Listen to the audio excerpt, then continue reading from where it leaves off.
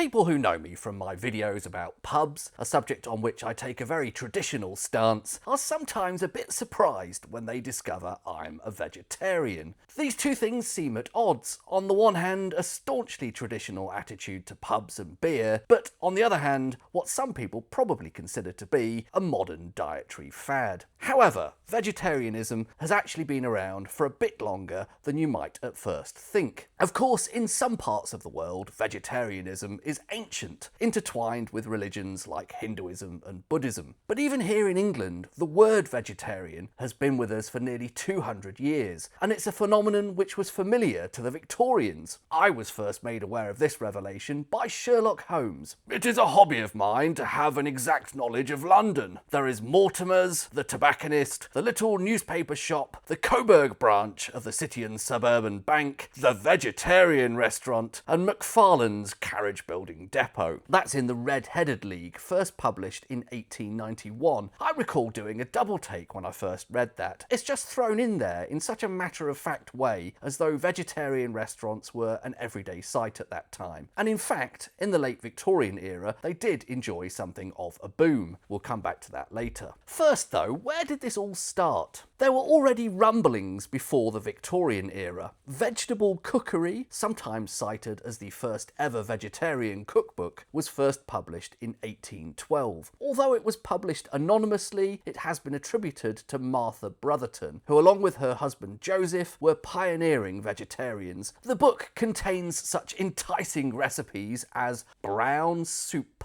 turnip pie, and boiled salad. The first thing which can really be described as a cohesive movement is the Vegetarian Society, formed in 1847. It still exists today. Martha and Joseph Brotherton were early members. The society grew out of meetings held at a boarding school called the Concordium, which was also known as Alcott House, which had opened in 1838, wherein pupils were fed a vegetarian diet. Somewhat ironically, it was located in the district of Ham in Richmond, Surrey. It seems the word vegetarian likely came into being around that time, and probably came out of Alcott House as well. Their publication, titled the Healthian Journal, is generally regarded as the first appearance of the word in print in 1842. Interest in this idea initially seemed to grow in the 1840s and into the 1850s, and the Society published a monthly journal called the Vegetarian Messenger, with a circulation of about 5,000. After a bit of a slump in interest in the 1860s,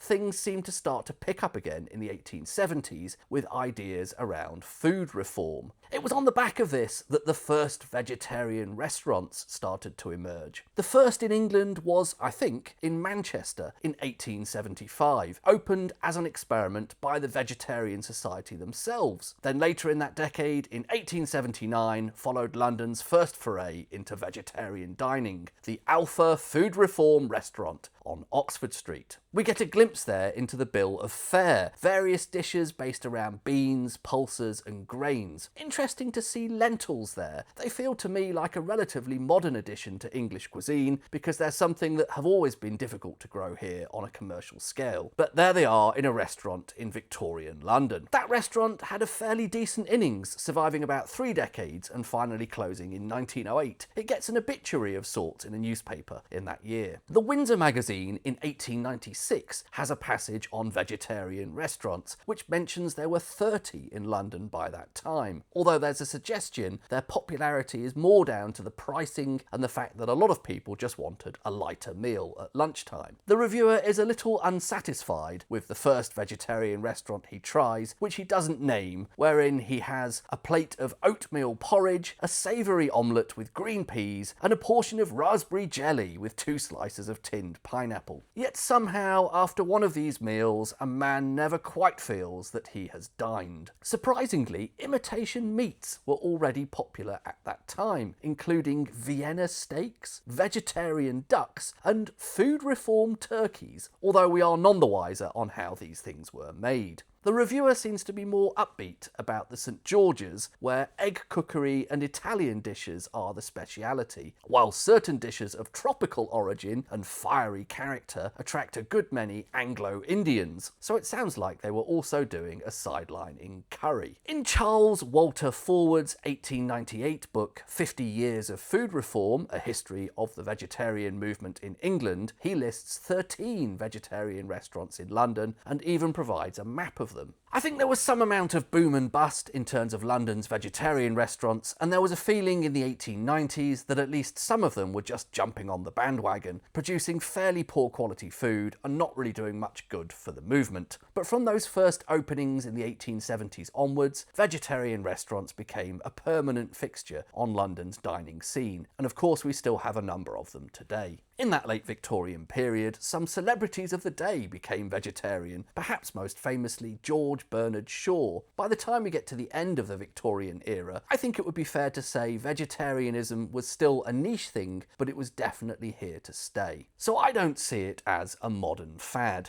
To me, it's a bit of Victorian eccentricity. I hope that's been interesting. Thanks very much for watching.